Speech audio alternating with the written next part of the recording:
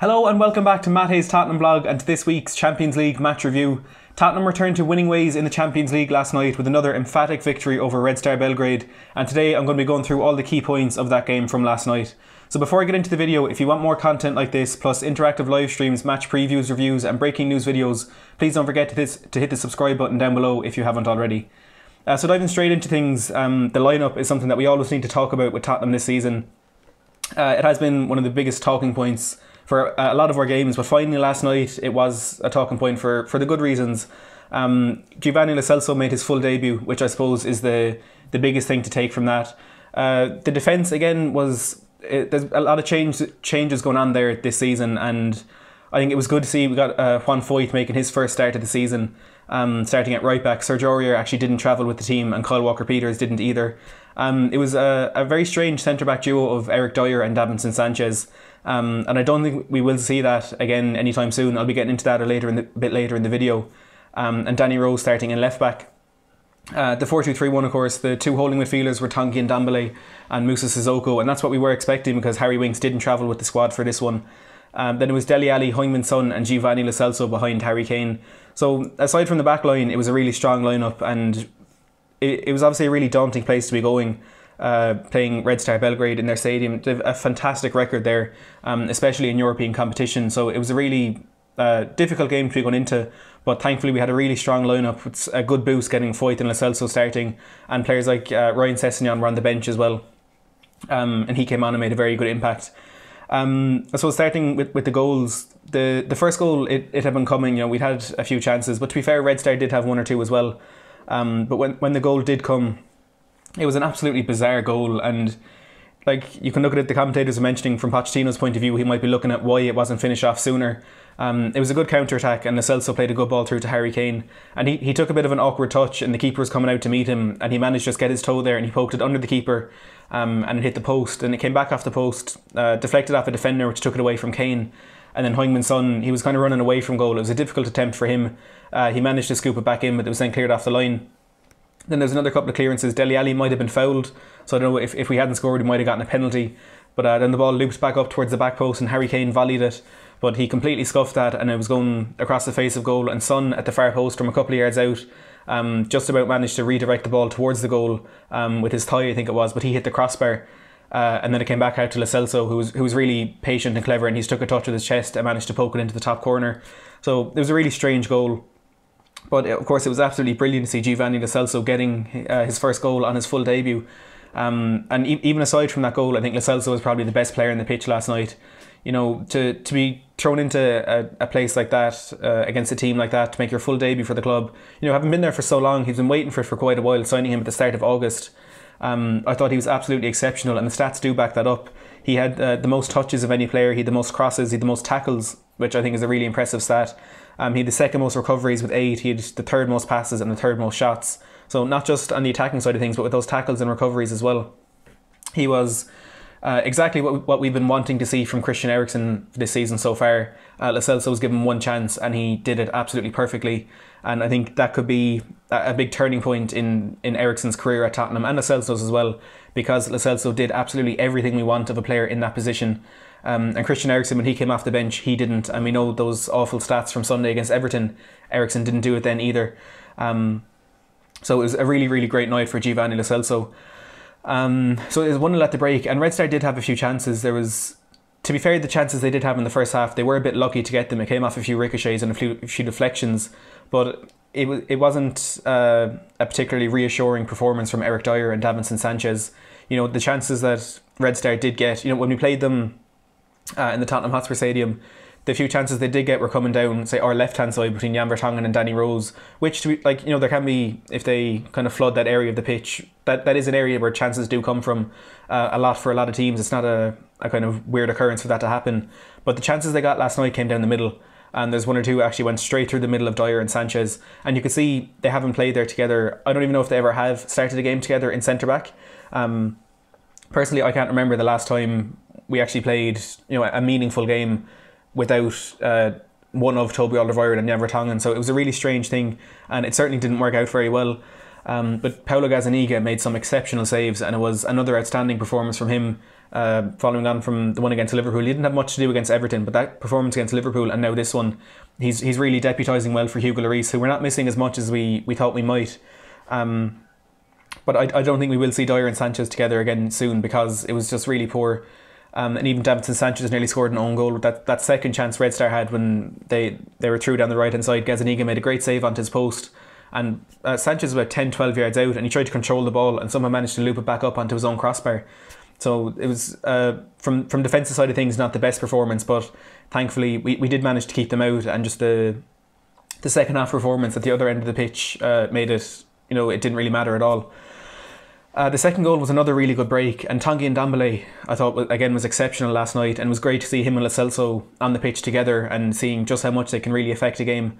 It was a great break from Ndombele down to the inside right channel, and he was really strong holding off a defender, and he had great awareness to pick out Dele Alli standing just outside the box in the centre, and Ali one touch and played it off to Heung-min Son, and Son one-on-one from there is never going to miss, brought it onto his left foot and fired it into the roof of the net.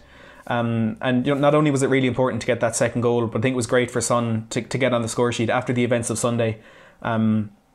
We really know how much that affected him, and it was a great reaction for him and a great moment as well. Instead of celebrating, he was apologising down the camera to Andre Gomez, and it was just a really great moment all in all.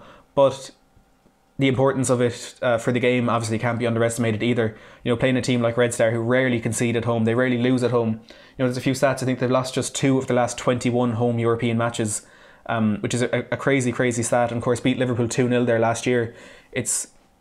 The BT commentator even said it's a massive achievement to score more than once in this stadium because of how good Red Star are there. And of course, we went on to score 4. The third goal came very shortly after that one. Of course, another one for Son. And again, Harry Kane showing he's not just a goal scorer, an outstanding range of passing. And personally, I don't like it when he drops deep to kind of start attacks himself, because obviously you prefer him to be in the area where he can finish off the attacks. But he did really well for that third goal, picking up the ball in the centre of the park. He had no real options on, and Danny Rose made a fantastic run down the outside of the right back, and it was an inch perfect pass from Harry Kane. He delayed it, he timed it perfectly, weighted it perfectly, put Danny Rose down the left, and Rose one touch, a brilliant pass to Heung-min Son, and again, open goal from there. He's not going to miss that, and he got his second. And from there on, it was just over. The stadium, the atmosphere completely died, which you don't really say often about teams in that part of the world. And it was a training exercise from there. An unfortunate injury for their striker. I can't think of his name at the moment, but he really hurt his ankle late on in that game, and they were down to 10 men, and it was completely over, and they'd no desire to really get out, because they knew they'd no main man up there, so there was no point really. They were trying to keep us out as much as they could. And we managed to get one more, and again it was a really good run down the left hand side. This one from Ryan Sessegnon, who came on for his first meaningful appearance and had a fantastic impact. Even though it was only that one real moment of quality, it was a fantastic moment for him. The ball again played down the inside left channel, and I was thinking he might take a few more touches and maybe fire it across the face of goal, but first touch absolutely zipped it into Christian Eriksen standing 12-15 yards out from goal. And Eriksen, to be fair to him, did well to kind of dig it out from under his feet and get the shot away. He was lucky, of course, with the deflection, but he did well to control the ball and then managed to get it out from under him. I think he did well for that, but that doesn't kind of change everything else that we're seeing from him on the pitch. Eriksen did come on just after the third goal, just after the hour mark, and he was a bit better than he was on Sunday, which obviously isn't hard. He was picking out some good, clever passes, but he also had some moments where these 5-10 yard passes that any player should be able to make at this level, and he just wasn't able. And there was someone saying in my live stream yesterday, asking about is it Eriksen's attitude that's gone, or has he just lost his quality? And I said it has to be the attitude, because a player of that quality going into what now is the prime of his career, you'd imagine he can't just lose the quality like that. But it's baffling how poor he has been, and it's these simple things that he's really just not able to do. And you have to wonder, when is it going to change? Because he wants to move away from Tottenham, we know that, but he has to show the performances in order to earn a move to one of the big clubs. It's really baffling. And of course, Sessegnon was one of the other subs, came on. He played the last 15 minutes and had a really good performance. He was a bit kind of nervy on the ball for the opening minutes, but again, it's his first actual chance to affect a game, and his Champions League debut as well, a really big moment for him, but he did well with that assist. The last sub was Oliver Skipp. We haven't seen him for quite a while. He came on for his Champions League debut as well, and a bit lucky, I think, at the end to escape a red card. Late on in the game, I think it was 2 minutes into added time, we're 4-0 up. He made a really rash challenge in the middle of the park. Stud showing over the ball, I think it was on Boache.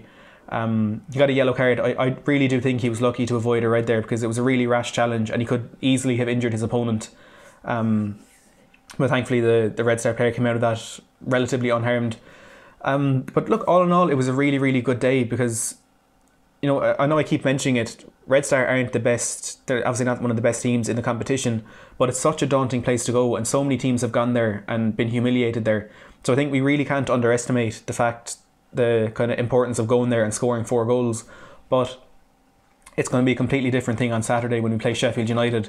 And I mean, outside of the top 4, they've probably been the best team in the league this season. I know they're sitting 1 point behind Arsenal, but they've played really, really good football, and they've the best defence in the league. Them and Leicester have only conceded 8 goals. Liverpool conceded 9, City conceded 10.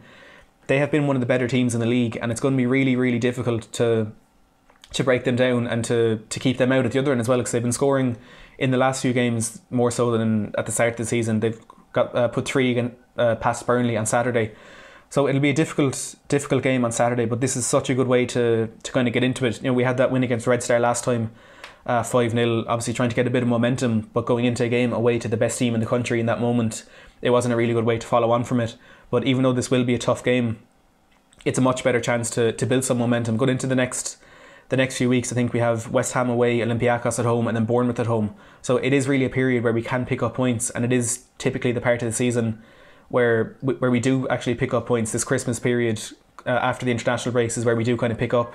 So hopefully we can do that again this season, and it does seem as though top 4 is a distant dream at this stage, but the festive period really, really can change everything, and a good run of form now could completely transform our season.